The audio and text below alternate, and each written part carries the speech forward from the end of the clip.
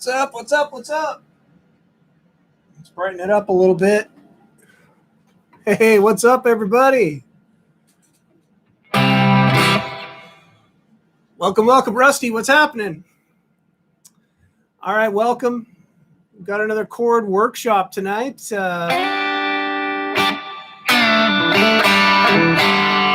Happy long weekend to those of you in the United States and Canada. Hope our Canadian friends had a great Canada Day, and we're coming into July 4th here. So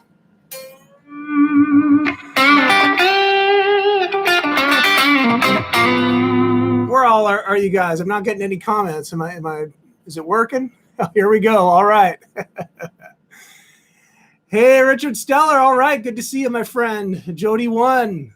Mr. Daniel, I'm doing well. How are you? Jim Gregory, excellent. Rusty, what's up? Welcome, everybody. Hope everybody's doing good. For those of you tuning in, all right, Maryland in the house. All right, good to see everybody. There you go, Richard, the Republic of Ireland, that too, right? Thanks, Zane, appreciate it. Nice and hot in Vegas, I imagine so, Russ. It's been hot. It's been a hot week for a lot of us, right? Yeah, Ray. What's up, Ray? Cool. Well, yeah, we got to keep cool, right? So cheers, everybody. Got the goblet. The goblet is back tonight. And Puerto Rico, it's getting hot. Man, it's just crazy. What's up, John? Heidi ho. Excellent. For those of you joining for the first time, you want some tabs, I got a PDF handout. Expand the description right below there. And download the PDF. We'll go through it tonight. Learn a little more about some chords, see some chord progressions in action. This is just my bubbly water, right? Sparkling water here, okay? Rodney Jones from Seattle. I hope you survived the crazy temperatures this week, Rodney. Good to see you. All right, everybody. Louisiana. Kermit. All right. What's up? Okay, cool. So start off kind of really straightforward by way of sort of a little bit of a review because we've covered sort of these chords previously. So for those of you joining in who are new to this series on chords, we're just looking at some different types of chords, looking at some chord progressions that maybe you haven't seen before and seeing some chord voicings maybe that you haven't seen before, or just reinforcing some chords you may have forgotten about as well. So hopefully you'll find this informative, maybe take away one or two things and hopefully inspire you a little bit to work on some stuff. Northern Manitoba. All right, there you go. Happy Canada Day, Daryl. Thanks for joining. Excellent. Okay, so exercise 1, of which I have 2 parts, A and B, talking about some dominant 7th chords. So these are anything from like sort of a early Beatles pop song for Richard, or into just a straight blues, right? We use these dominant 7th chords, right? Linda, welcome from New York, and Craig. Oh man, it's cold where you're at. Well, there you go. Crazy. Hey, Elias, what's up? Okay. So we're starting on an A7 chord. And a lot of you who are, starting with the guitar a little bit, into the village people, I'm sure you are. YMCA. A lot of times we learn these 7 chords in the open positions. So once we get to bar chords, we want to learn those dominant 7th chords in a movable shape. All right, Chad, what's up, Fort Worth? Good to see you. So you have a couple choices here. For A major, we grab the bar chord shape with the root 6, root on the 6th string. Of course, we number the strings where the lowest string is 6, highest string, higher string is 1. Hey, Seth, what's up? Peter, good to see you again, sir. And if you take your pinky off the D string and reveal the bar there, that turns it in from a major chord to a dominant 7th chord. And then if you take that pinky and you put it, in this case, on the B string, 8th fret, you're really showing off that flat 7 chord. That G note really makes it pop out a little bit. So I like adding that pinky in on the B string. Okay, so if you're looking for something to practice as far as a strum pattern, right? This one's going to go down, down, down, up, down, up. Okay? So we've got, when you look at that notation, you've got quarter notes and then you've got eighth notes about halfway through, right? So the way you think of that is 1, 2, 3, and 4 and. Of course, your upstrokes are going to be on the ands in between those downstrokes that are right on the numbers, right? So 1, 2, 3, and 4 and. Going to go to the 4 chord here in the key of A. What's up, San Francisco Bay, Jeff? Good to see you. Smash that like button. Thank you, Rusty, my friend. Thank you, thank you. We go to the 4 chord like in a blues.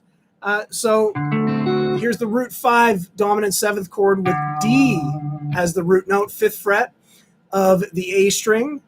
Arkansas, what's up, Danny? Good to see you. Okay, and we're borrowing down from the A string all the way up on the 5th fret, adding the 7th fret of the D and B strings. Okay, Duke, what's up from Missouri? Good to see you.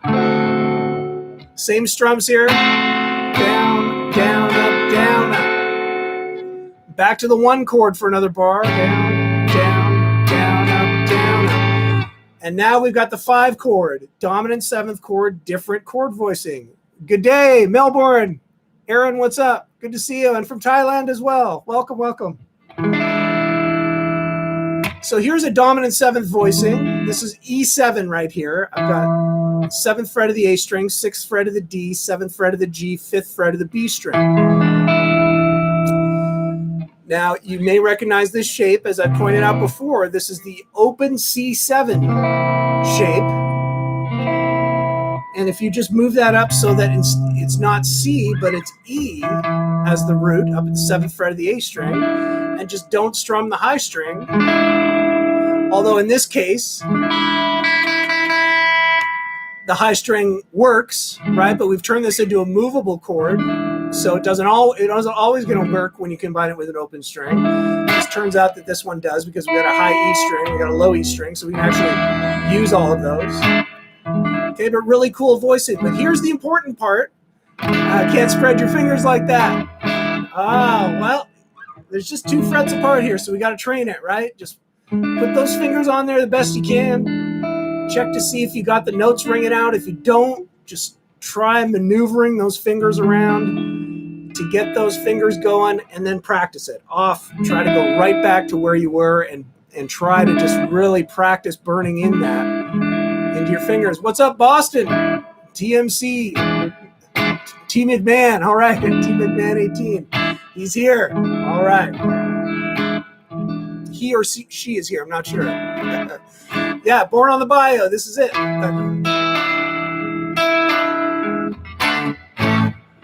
That's the chord voicing, okay?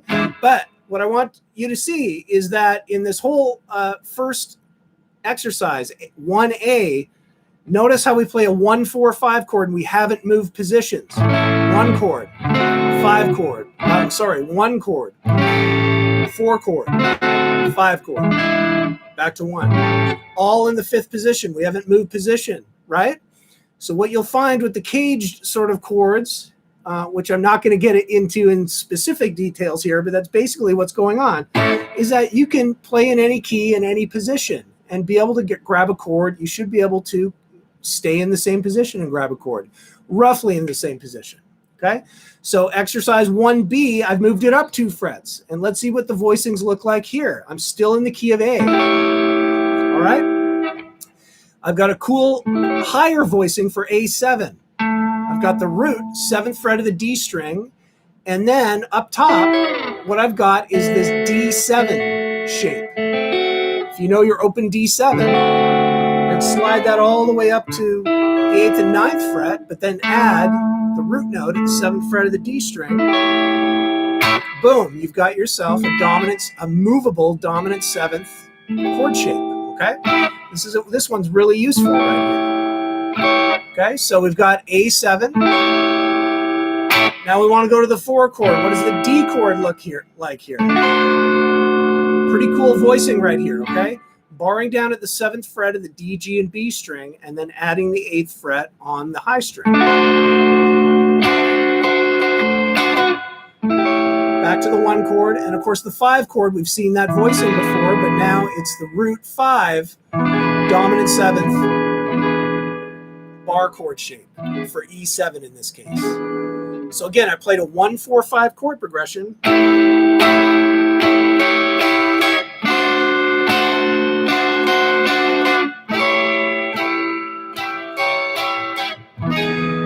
Whoops.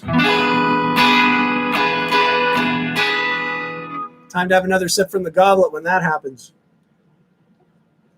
I hit a major 7 chord instead of a dominant 7. So there you go. The 5 chords of E7. Boom. Back to A7, okay? So a couple cool voicings in there, right?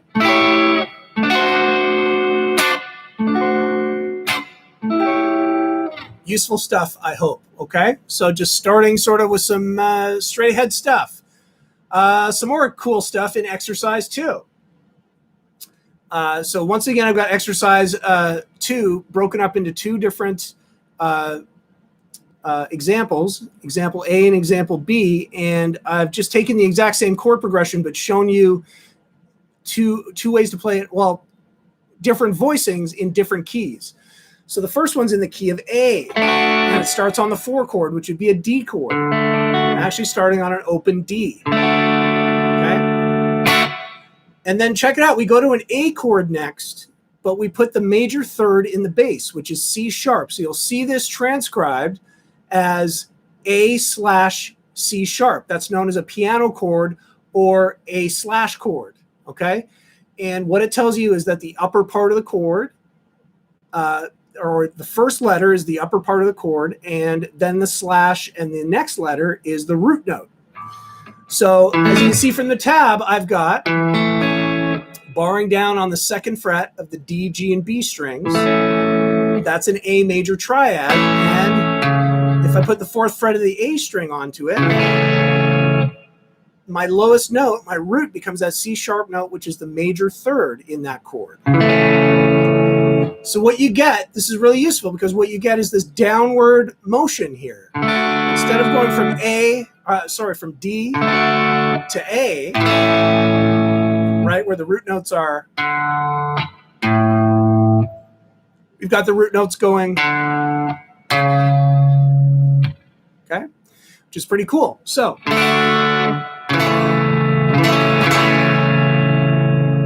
next chord is a B minor 7. That's our root 5 voicing. Thanks, Chad. Thanks for checking in, man. Of course, you can always view this lesson after the fact. Okay? Very cool. B minor 7 is barring down at the 2nd fret from the A string all the way up, grabbing the 4th fret of the D, 3rd fret of the B string. Okay? So you've got this motion. Right? What's up? Greetings from Florida. Welcome, welcome. Excellent. Then we got a cool chord here. So what we're sort of doing is going to the 5 chord, but we're doing a little bit of a substitution. Okay, so normally in the key of A, your 5 chord would be just a regular E, and that works great. Like if we actually did that,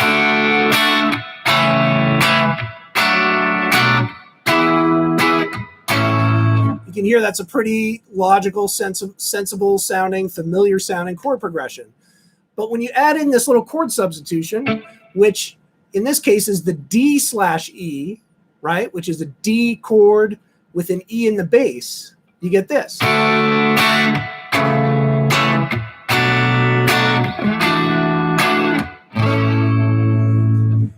Has a little bit of a quirky sound to it. It's a little bit different, a little unique sounding, but no less very cool. And it also has that, it sort of feels like a 5 chord, even though it doesn't, it sounds a lot different, right? From that to this, okay? But in the context of the chord progression, it actually sounds really cool.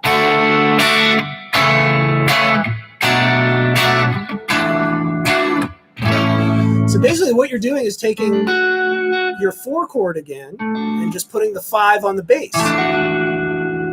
And it gives this sort of floaty, it's almost like a sus kind of sound. So it definitely is a transitionary chord. You want to resolve from this. So it kind of makes it when you go back to the A chord, the one chord that you're resolving to finish off the progression, right? When you go to that, it gives you that resolve, right? Like you feel all unsettled with that chord, and then boom, to the one chord, right? So really cool chord, really easy chord to get, because you're just barring down on one fret, right? So you've got the E note on the 7th fret of the A string, and then on the D, G, and B 7th fret, you've got a D triad, or a D major chord. So it's a D major combined with an E in the bass. Okay, and then boom, just landing on a regular A chord. So really cool sound. What happens if we change the key and we try some different voicings in the key of E? So let's see that. So that is exercise 2B. And we're starting on an A major bar chord. So this time we're sort of using some voicings on the low, the 6th string, the low string. Okay. And then from the A, I want to go to an E chord, but I'm going to put the major 3rd in the bass, which is the G sharp. So you get this voicing, one of the caged voicings, and it's a tricky grab. Okay. This one is barring down on the 4th fret. Your pinky's got to go to the 7th fret of the A. Ring has got to go to the 6th fret of the D. And then your middle finger has to go to the 5th fret of the B string. This is a caged chord. This is basically an open C chord slid up so the root note, or that shape root note, is E. And then you're sort of adding what would be the nut here on the 4th fret. Right on, Bruce. I appreciate that. Thank you. From Canada. And the Ozman's here too. How's it going? Good to see you, Ozman. But again, it's going to give you that downward motion because the next chord is F sharp minor 7. Okay, so that's a minor bar chord with the root on the low string without your pinky on the 4th fret of the D. So you want to go to the bar for the bar on the 2nd fret. The only other one you're fretting is the 4th fret of the A string. So that's F sharp minor 7. So you get this motion. Okay.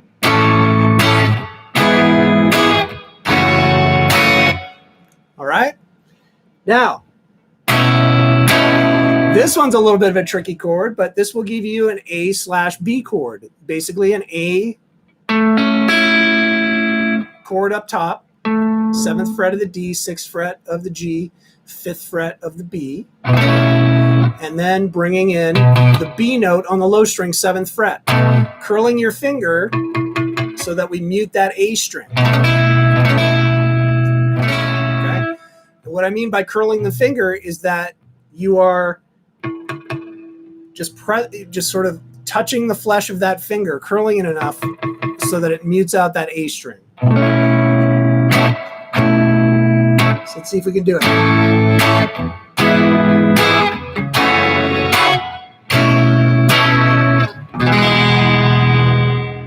Cool sounding progression. So there you go in the key of E, and then just ending it off either open E or even up here. Right? Good stuff, cool stuff, hopefully useful stuff. All right, so let's see. Is Sophia on here? I hope Sophia is on here. If not, no biggie. She can check it out on the replay.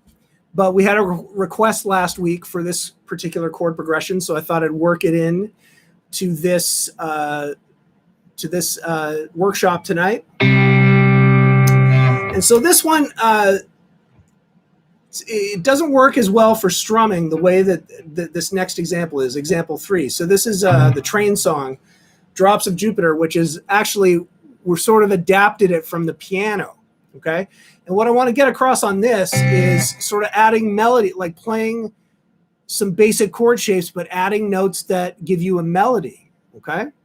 And that's what's going on here. And that's a really common thing in piano parts is, you know, you're playing off of chords and working a melody into it. And so it's a really good thing to know, at least have some exposure with on the guitar too, right? So this is a good way to kind of, get introduced to this kind of idea, right?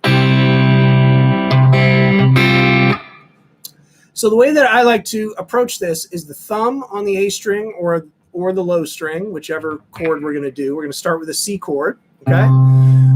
And use your free fingers up on the top 3 strings or wherever they're going to be. They might end up being on the D, G, and B strings, okay? But you've got like basically these 3 fingers to pluck, 1 per string, and you've got the thumb to get the low note, right? So... And a little bit of a cool plucking pattern, because at first we're plucking and playing with the thumb all at once, right? So I got the top 3 strings with the fingers, and at the same time I'm hitting the A string with the thumb at the 3rd fret. And then there's these little pickups from the thumb to the pluck, like that, okay? So... And then we're going to go to a G chord. And in this case, it's really just a G5 or a G power chord. You've got the 3rd fret of the low string, and then we're adding in the open D, open G, and then the 3rd fret of the B. So those are just D's and G notes. Now notice in that 2nd bar, you're plucking on the D, G, and B string, and then the top 3 strings with the open E, okay? So on that first one, let's go back a little bit, because now we're starting to see that there's a melody being applied to these basic chords. So right at the end of that first bar, I'm moving my index finger to bar down on the 1st fret of the top string onto the chord, right?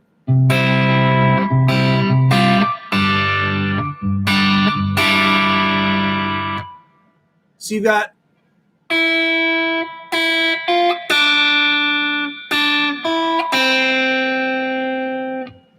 right? That's sort of the shape of the melody that's happening, and it's being worked into the chord. And it's, very simple melody, right? Like,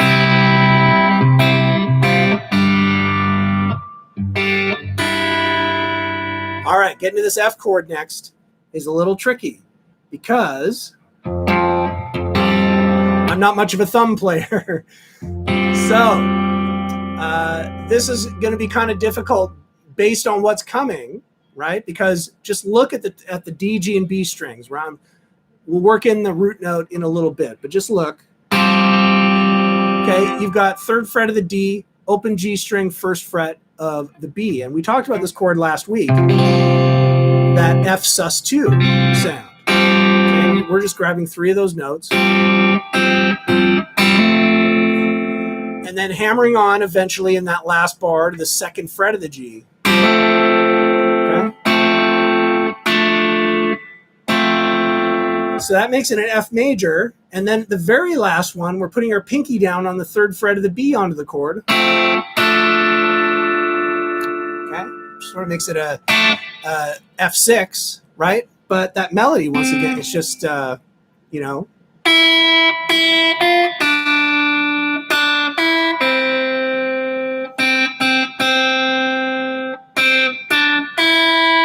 basically what's happening on the top there. So even though you're playing C, G, and F, there's melodies being woven into there a little bit. And so this is sort of as simple as it gets, although, with the thumb and everything, it's a little bit challenging. But as far as just working in a simple melody into, some open chords, I think this is a great example. What's up? Hello? Okay, so you got to try and get that thumb over top as best you can. Okay, and then go back. So Sophia was asking about this last week, and it probably had to do with, it might be confusing with the rhythm, okay? Because there's these pickup notes that are happening, right? So in those last plucks, are happening on the upstrokes or on the ands. And then you've got the 16th note of the thumb picking, sort of doing a little pickup note. So it's a little bit challenging. So my advice on this kind of stuff, because a lot of times you'll have a tab, right? And it's not always apparent what the rhythm is from the tab, especially if you have no real idea on how to read, music. I mean, sometimes it's there on the transcription and it has, the notation on there to be able to figure out the rhythm. But if you don't know how to read it, it's not going to help you. So what I always recommend in this case, Raymond, what's up from Connecticut? Good to see you.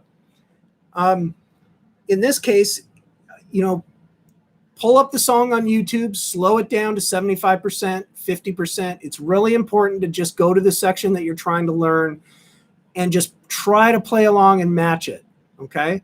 And eventually it's going to burn in that rhythm into what you're doing, okay? But to just like read the page and try to know what's going on with it, you need to try and piece it together by listening to the reference, listen to the song, okay? Try to figure out what that rhythm is as best you can. Slow it down if you have to, and then just play along with it over and over and over to build in that kind of phrasing or that kind of rhythm, okay? That's what I recommend for that. What's up, Germany? Hey, Mike Peter.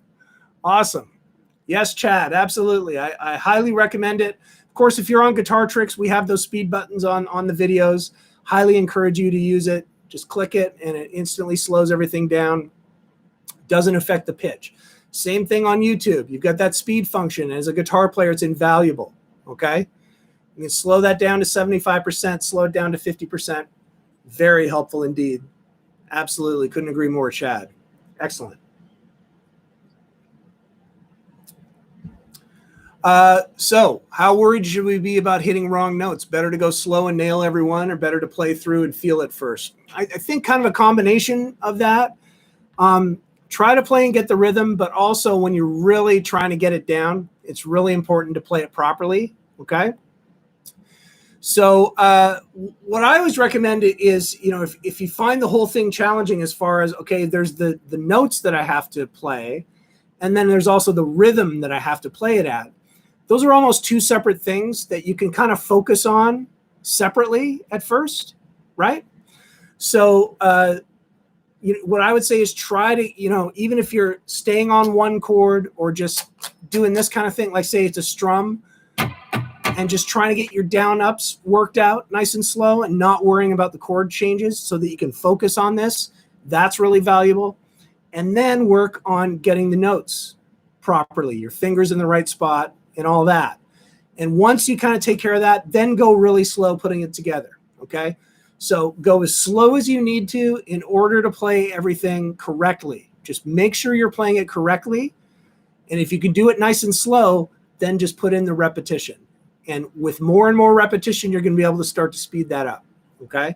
So that should sort of be the way to approach this kind of thing. And hopefully you get that. You kind of understand what I'm trying to get across there. But yes, you can isolate the rhythm, the strums, whatever it is, the finger picking pattern, stay on one chord, just work the finger picking pattern, right?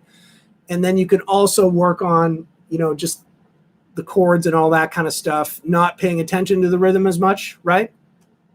And then put it all together and just go nice and slow, repetition, and just gradually increase the speed. Cool. All right. Exercise 4, example 4. This is a pretty straight ahead chord progression that you've probably heard. It sounds very common, actually. So.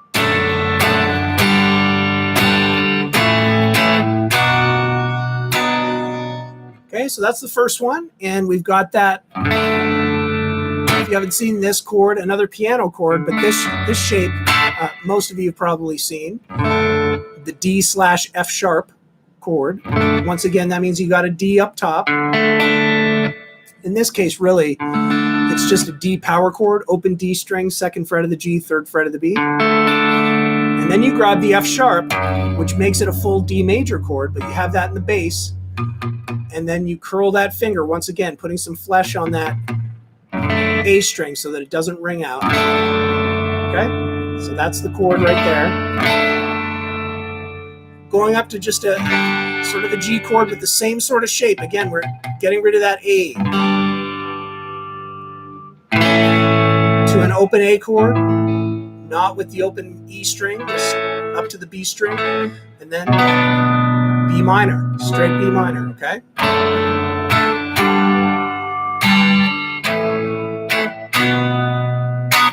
Okay? Pretty straight ahead chord progression, right? Really cool. So let's play it in a different key.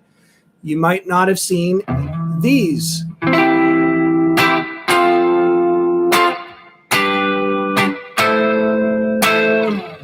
All right, so the first one we've got is C/E. So what I've got is I'm using my pinky,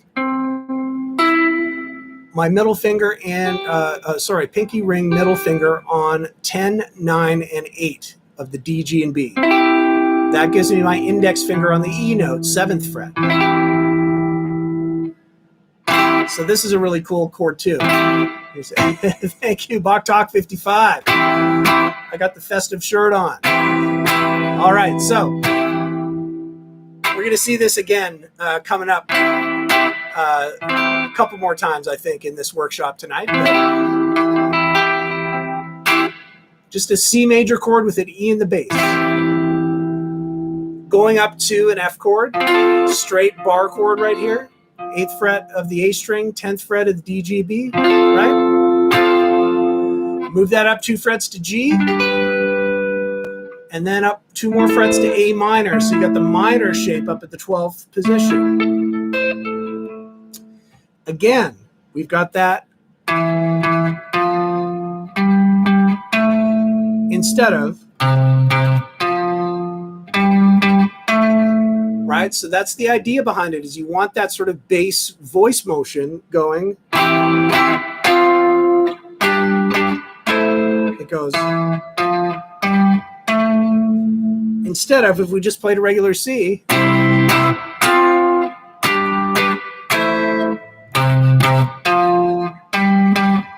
there's nothing wrong with that. I'm just saying that this is a different way to kind of highlight that motion. Just to play this chord instead.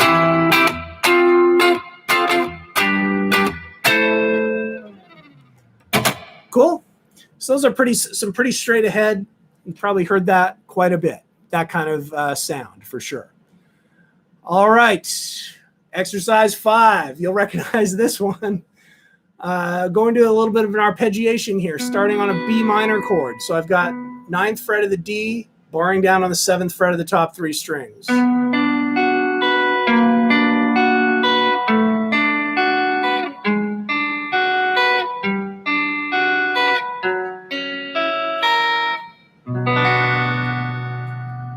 All right, that's the example. Sounds a little bit familiar, right? Sounds like it could be a chord progression involved in a lawsuit. Who knows, right? But, it matters. I put up there what all of these chords are. Like when you kind of try to name these chords, but it's really cumbersome to try to think of it that way. Sometimes there's just chord progressions or chord voicings that are better sort of understood just as like obviously we're just moving a note down, right? And keeping the top part of the chord the same.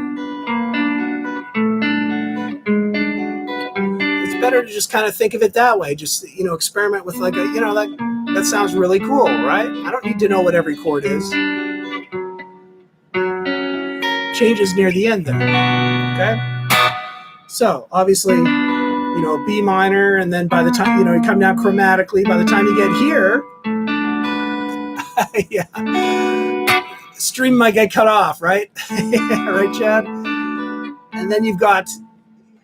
When you're barring down on the 7th fret all the way down here, it's like a B minor over A, which is really sort of a B minor 7 kind of thing. And then in brackets, I put the next one as an E9, even though really I'm just picking this, A flat or G sharp, depending on how you think of it. But if you added one more note,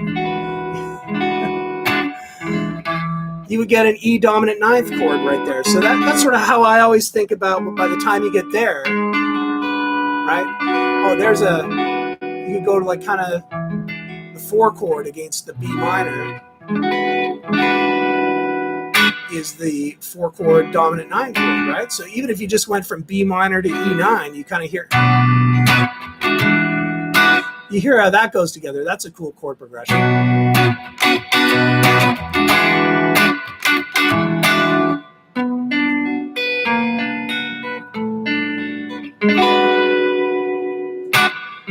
Come down one more fret, you've got the 5th fret of the D string against this B minor triad. This actually is G major 7. Okay? Move it down one fret and put in that D7 top 3 strings shape on the 4th fret, which would be F sharp dominant 7th. So we already looked at that voicing earlier in this workshop. So that turns out to be the 5 chord, right, against B minor. Okay? A lot of times, so in a minor key, the 1, 4, and 5 chords would normally be all minor, but a very common thing is to have that 5 chord be a dominant 7th chord. So that's kind of what you're hearing here. Right? So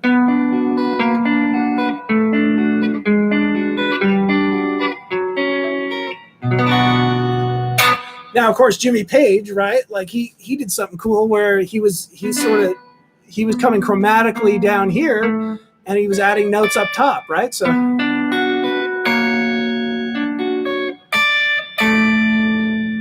then he started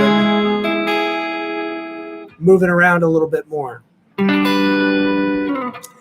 So cool little chord progression there, of course, used in tons of songs, and a cool sound. It's fun to play around with that kind of stuff, right? Cool. All right, everybody hanging in? Good. Excellent. Okay, exercise 6. All right, this one's kind of cool. This one's got a cool sound to it. Let's see. I can do this.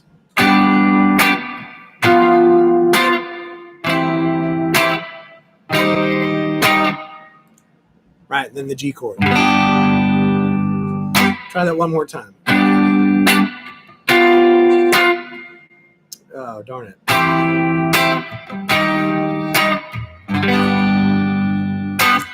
All right, once again, really cool downward motion on this chord. Okay? Starting off with, once again, one of these caged chords, the C major up to a G. Right? You got a bar down on the 7th fret. Add the 10th fret of the A, 9th fret of the D, 8th fret of the B string. G major, okay? Next chord is the G7 with an F in the bass. And so this particular voicing is a little bit different. Definitely got the F on the 8th fret of the A string. And then got this interesting shape right here. 9th fret of the D, 10th fret of the G, 8th fret of the B. So I think we're missing the 5th of a G7 chord. We got the 3 other notes in there. And so that's a pretty cool grab from that's not too bad to get. And then, as we saw earlier, I think we already saw this voicing with the C major with an E in the bass, right? And then we've got this chord, which is C minor. So basically what we're doing is G, G7, C, C minor, back to G, right? But moving the bass notes downwards.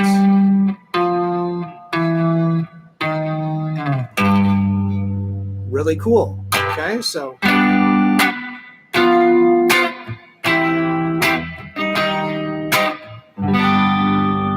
let's check out the C minor over E flat voicing. When you've got the E flat at the 6th fret of the A string, and then you've got the G note, which is the 5th of C minor on the 5th fret of the D string, and then with your pinky you can actually get the top 3 notes of that C minor bar chord in the 8th position, right? You're just adding sort of some different lower notes there. So I know for sure in 5 chord workshops we have not seen this particular voicing yet. So this is pretty cool. Okay? Oh man. Work those fingers, man. Work those fingers. Yeah, if you have to move this up a little bit, move it up a step in order to, try and, that kind of thing.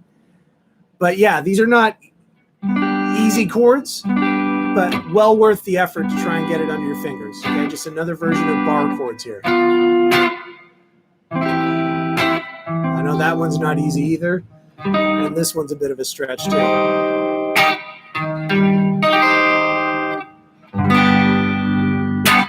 Cool? Hanging in there? All right. Let's see if we can figure out this chord progression. We did one last week. I decided to pull another mystery chord progression out this week, number 7. So let's see if I can play through it here.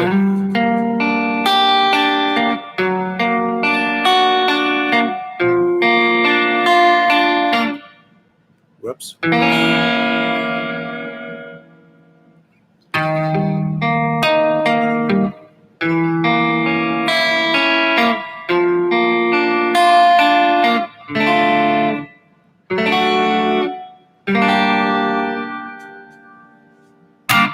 All right, so once again, you've got that kind of a chromatic voice leading kind of thing going on, going through all these rich chords. Starting on, yes, Peter, you got it, my man, G minor, okay? So 5th fret of the D string, barring down on the 3rd fret, top 3 strings. Interesting next chord here. So, in that previous example, we were coming down just and keeping the same shape up top, right? But this one comes down chromatically on the top string as well. So this one, G flat augmented, is a bit of a weird voicing. And I'm actually grabbing 2 strings with 1 finger right there. You can grab this with 2.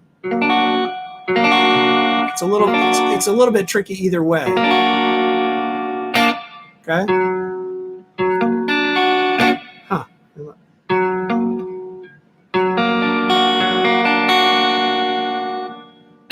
So this G augmented, G flat augmented. C, you're coming down this way, and same up here.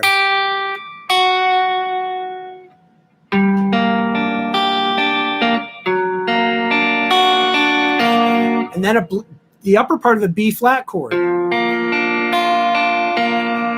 So in this case, we're using the 5th of the B, like this would be the B flat chord right here, with the B flat, 1st fret of the A string. But here, we're using the F note, okay, as the root. So I'm using 3 fingers on that, and then the index finger 2 frets down on the high string.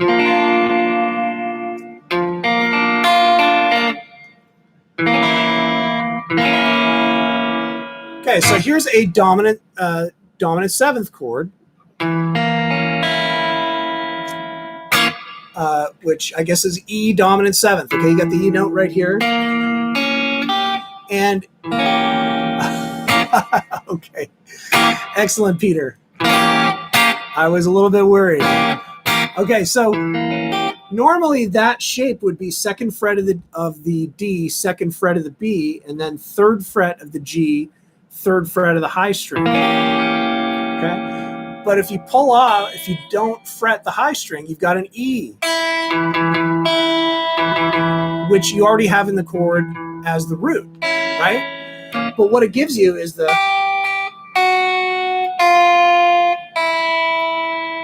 it gives you that voice leading on the top register of the chords. So okay,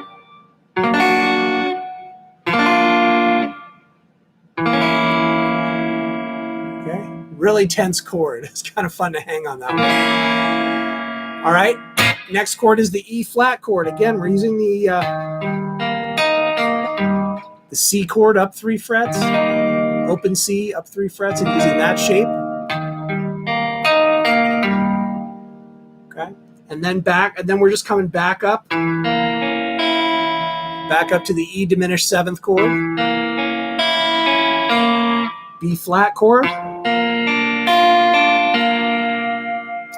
and then an interesting end to this progression here where it goes to D minor and then D major.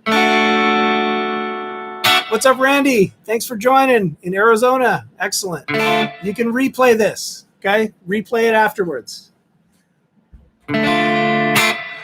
So yeah, D minor, sorry. Going to a D major. And then back to G minor, okay? Really cool there.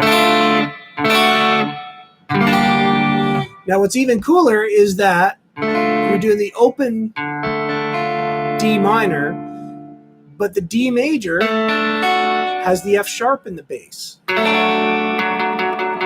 4th fret of the D string, okay? Which is great because this is the chord right before going to the G minor, okay? This is the 5 chord here. This is a minor 5 going to a major 5.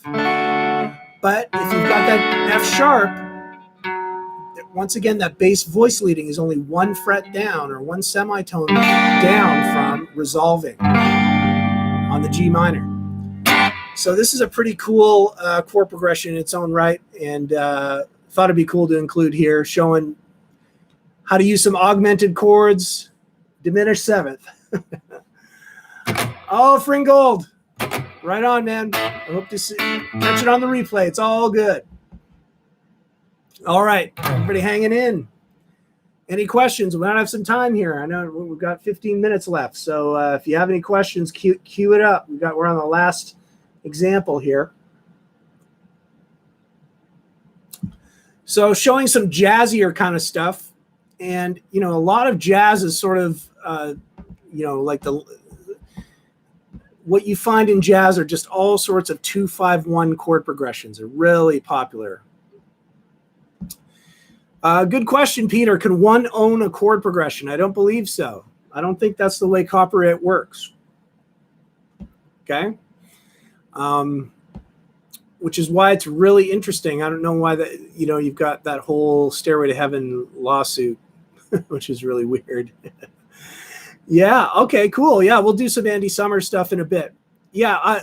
You know, to my knowledge, chord progressions, you can't copyright a chord progression. Okay. What it is are the lyrics and the melody, the singing melody, I guess, of it. That is the copyrightable part, but the actual chord progressions underneath, I don't believe you can copyright. All right. Sure. We'll do some Andy Summers stuff in a bit. Okay. Actually, I should have done Roxanne for this one. That would have been a good one, right?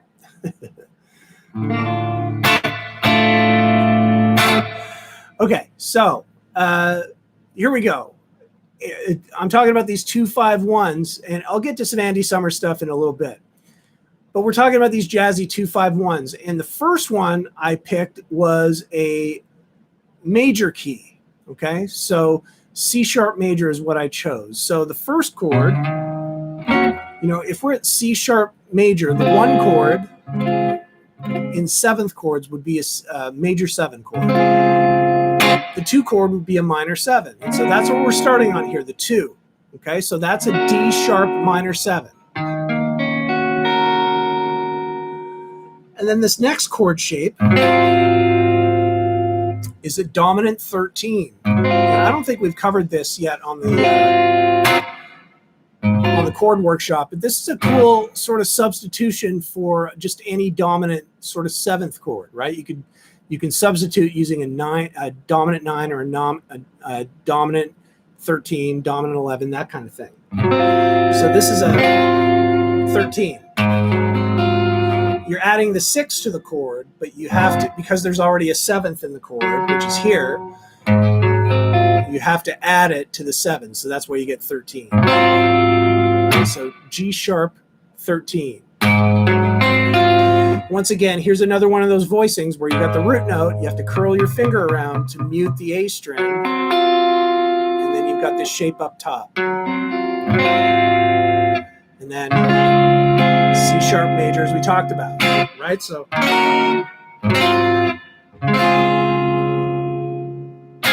all right, there's your 2-5-1 in a major key. Now let's hear what that sounds like in a minor key. So this time I'm choosing C minor as the key. And so in a minor key, the 2 chord is a diminished chord. And in this case, with 7th chords, we like to use a minor 7 flat 5. So this chord shape is 5th fret of the A, 5th fret of the G, and then the 6th fret of the D, 6th fret of the B. It's a minor 7 flat 5. This is D minor 7 flat 5. Okay? Now when we go to the 5 chord, we're going to go to like a G7 type of thing. But I'm adding in one embellishment here. I can use my fingers here. It's a little bit easier. Sorry.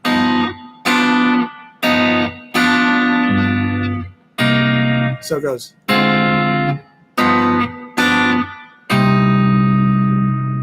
Okay? So you got that minor 7 flat 5. That's a tense chord right there. Pretty cool. Yeah, again, STP, those guys are chord snobs, right? They love using those jazzy chords in rock. Pretty cool. So this is almost like a G13, but it's not. It's like 1 fret down. It's actually a sharp 5. Okay? So it's a G7 sharp 5 going to a G7, which is kind of a tough grab. I bar down on the 3rd fret with my middle finger and then grab the 4th fret with the pinky. So be, or grab it with the ring finger. And I'm basically barring down there. You can also rearrange your fingers to do that. I guess you could flatten that pinky down. Whoa. Okay?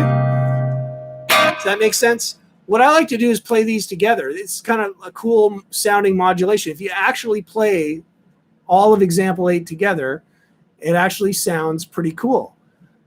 So you can start off with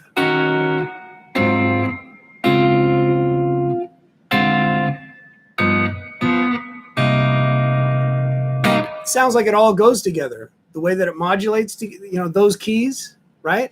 And the key to that, or no pun intended, the key to that is ending on the C sharp major 7, right? If you move up 1 fret, you get D minor's 7 flat 5 right there. It's the same upper shape, right?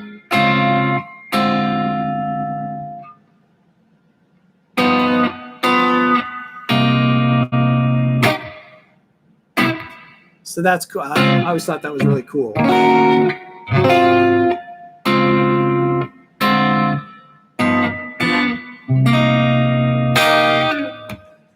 Cool. All right. So hitting the jazz stuff on guitar tricks and learning jazz scales on the keyboards. Excellent. Right on, Chad. That's awesome. Good stuff. I take it you've been seeing some of Christopher Schlegel's stuff, maybe? That's cool. All right, hit me up with any questions. We'll play some Police stuff. And I know I covered this definitely in a jazz workshop a while ago. These are really cool chords that he used kind of off. These are called 5-2 chords. So let's take a C sharp power chord, 4th fret of the A, 6th fret of the D. And if you go 2 more frets up on the G string here, right on, Chaz. Right on, Russ, awesome. And Chad, yes. Put Chad and Jazz together. Get Chaz. Okay. 4, 6, and 8. That's a 5-2 chord. And so he uses this on Message in a Bottle, right? So you just move that same shape down to play off the open A. So you've got the 2nd fret of the D, 4th fret of the G, right? And then the same shape off the B note, which would be the 4th fret of the D, 6th fret of the G. And then,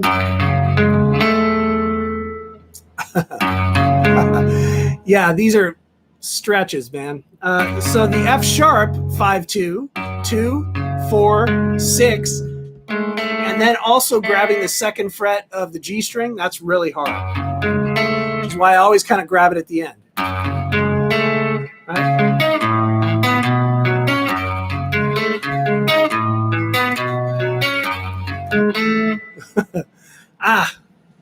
That is a killer, indeed. There's also, what does he do?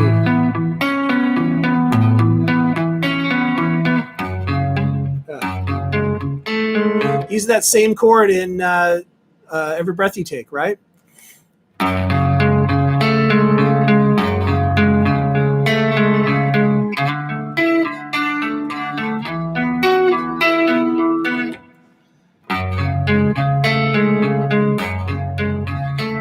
Hey, right on, Chad. That's awesome. Excellent. How long did it take you to get these chords down? It takes a while. You got to really just work the fingers onto the fretboard and get as much mobility as possible. I promise you, if you keep working at it, eventually the fingers loosen up and you can start to stretch out a lot more. Okay? Excellent, King 50. I appreciate that. Thanks so much. What kind of axe is this? This is actually a Fender Strat body, authentic Fender Strat body, but I put a Warmoth neck on this, and I love it. It's killer. Had to do the Hendrix upside down headstock. I love that. But yeah, for a Strat, this is killing. I love it. This actually, and this has the Fishman pickups, Fishman Strat pickups that are noiseless, and there's 2 voicings on it. This is there's kind of like a hotter version of these, but anyway, one's like lower and one's a little hotter. But I love it. Thanks for asking, man. Thought I'd bust out the Strat. I rarely play this on the sessions, so. Yeah, so right on, Jim. I appreciate that. So sort of the same thing I did with the F sharp minor 5-2 here, where I have to pivot like from the root to the upper note. I'm doing the same thing on this A 5-2, but I'm going up to the 6th fret of the G string to get the major third of an A major, right?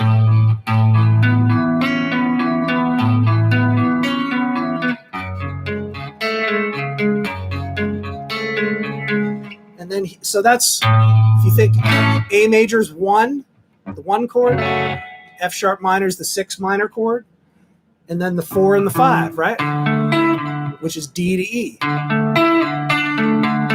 And all he's doing is playing off that 5-2 back to just a regular power chord, and same thing up here on the E.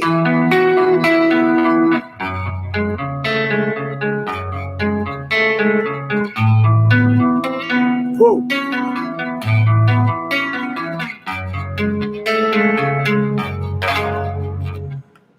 Cool. Do I have any guitars with non-standard tunings, like Hendrix Tuning or Open G? Yeah, I tend not to have, the only one that I have a really cheap Les Paul style copy guitar, and I keep it a full step down, and it's got active pickups in it, sort of heavy, like, you know, sort of that dropped heavy rock. So I keep that set up for that. but most of the time I'll just, if I'm working on a song that has a, like, I'm going to be teaching a song that has an open G thing, right? So I'll probably grab the telly back here and just tune it to open G and just keep it like that for a while. But I don't really have any other guitars that are, you know, set up a half step down or whatever. I kind of just do it as I need it, right? I'll pick what type of guitar, you know, if there's a song that I'm teaching that's a half step down, it kind of depends on what type of guitar I'm going to be teaching it with before I sort of drop it down to half step. So thanks, Dave. I appreciate that. Right on. And yeah, the reason why I don't do that is because I know that I won't use it as often as I do to just grab it if it's in standard.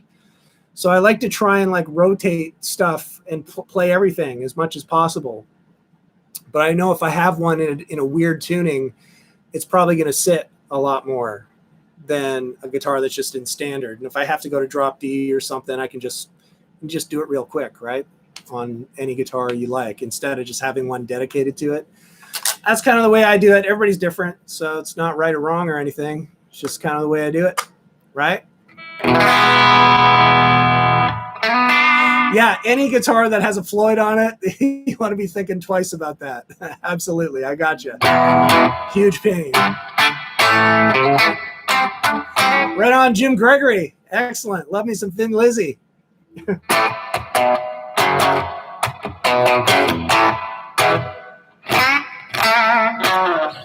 Love that stuff. Cool, right on. Well, I appreciate everybody tuning in tonight. Thanks for hanging out. And thanks for the questions. And I hope you got something out of it. Next week, we'll be back with a guitar workout. Okay, I don't know what volume it is, 21, I think. Same time again next week. I appreciate all, everybody tuning in week in, week out. All the familiar faces. I really appreciate you guys tuning in on Fridays, no less. All right. Floyd Rose Epiphones, absolutely.